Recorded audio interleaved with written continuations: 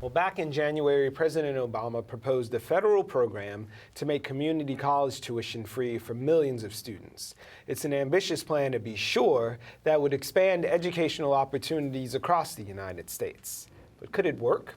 One model that people are carefully watching is in Tennessee, where Tennessee Promise, a scholarship and mentoring program that covers tuition and fees, is being piloted. Well, here in New York, Governor Cuomo apparently likes the idea, and last week he confirmed that he's in talks with the White House about the affordability of a potential statewide push for free community college. The governor has allegedly pledged $500 million to make it happen. Is the plan fiscally responsible? Well, some even say that free tuition only creates higher costs down the road. What will the impact be on the colleges themselves?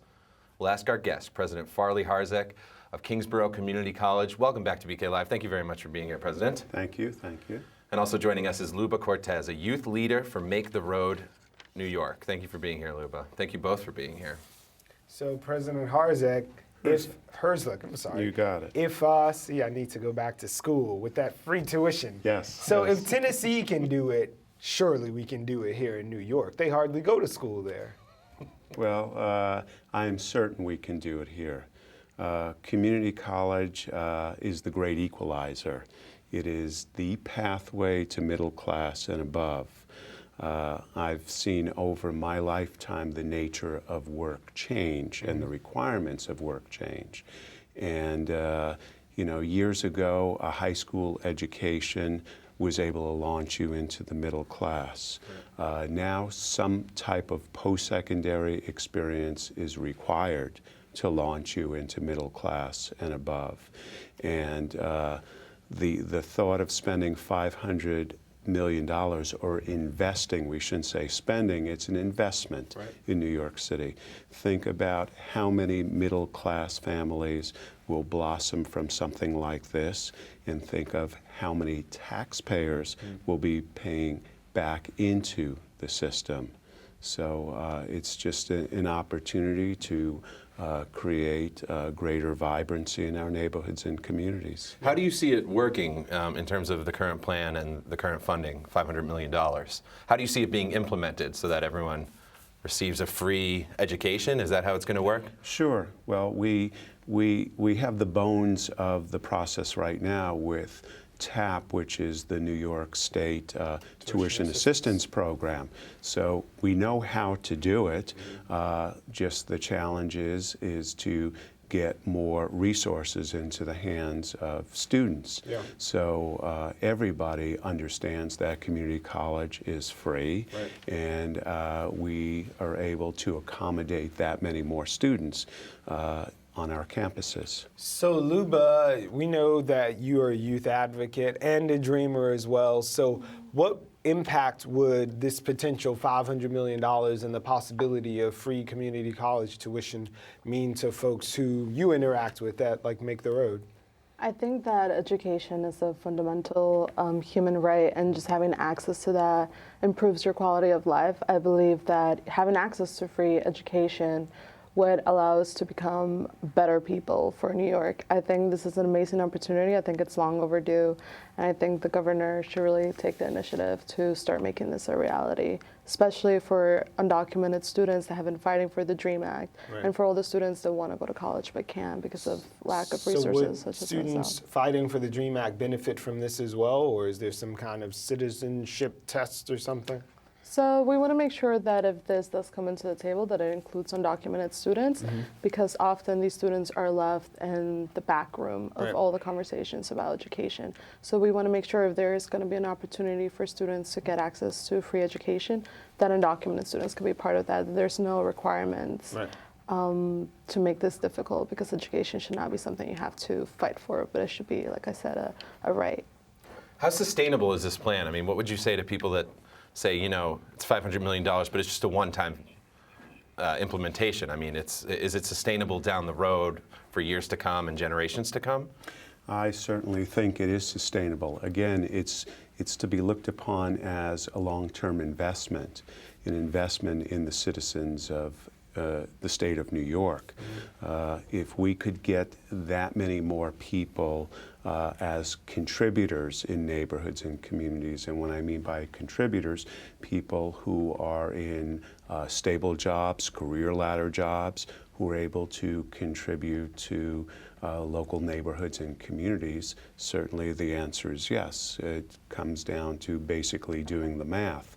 Do you have more people who are requiring assistance from the state, or after such an investment like this, you will have a significantly number of more people who contribute back to the state in taxes and whatever else they can bring to communities and neighborhoods. Well, one of the problems facing community colleges in the CUNY system has been retention traditionally. Now, do you think that this will go into terms of helping students be able to stay and afford college without the burden of having to find outside money? Has that been the problem with retention, or has it been students simply falling away or maybe not being prepared for the college level courses? I'd say it's a combination of all of that, plus, as we say at Kingsborough, life happens for our students. But at Kingsborough, retention and completion are our #1 priorities.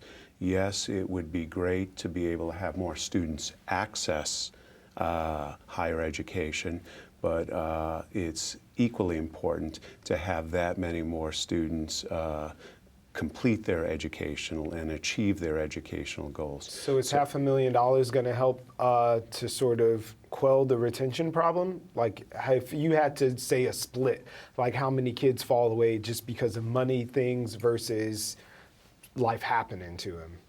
I would say that this would have a tremendous impact. We ran focus groups with students last year as to what were their greatest stressors, what makes students fall away from going to college. And the 4 greatest stressors were not in necessarily this order. Tuition, the cost of tuition, so that would be taken off the table. The cost of textbooks, where we can get some assistance through Pell, and students who would qualify for this would also receive Pell funding. The cost of MTA cards. Our students travel 2 and 3 hours a day. Just to get to class. To get to class, that's $5.50. If they have to take a bus and a train and another bus, that's $11 a day. And the 4th item that was a big stressor for our students was food. Food for themselves and food for their families. So if we can deal with the economic issues of our students, that's a big part of retaining our students. What do you say to somebody at home who might say, well, I want to get involved in this, I want to go to Kingsborough College and get some of the $500 million to do so? How do people take advantage of the program? Well, first I think we have to see it being implemented. And I think that, you know, one of the things that you were mentioning as someone that is not in school right now, because CUNY tuitions are just so hefty, once we have access to this free education, I'm pretty sure that the retention rate will go up and students will be able to stay in school. I think it's just important to actually have this implemented. And just also to make sure that the resources where the $500 million would be coming from are taken from the wealthy or from subsidies that corporations are getting and stuff like that, and not from resources that are already coming to programs for the community. Well, this is not a new thing. The governor may say, I'm going to kick in $500 million one time, but if we're relying on the governor to kick in $500 million every non-election year, something tells me tuition is going to come back. Well, this is not something New York has not done in the past. New York State has been a leader in free and low-cost tuition in the past. Can you give us some context? Because I know college tuition was free at CUNY until 1976, so it's been done before. Correct, and I am that context. My parents were immigrants to this country.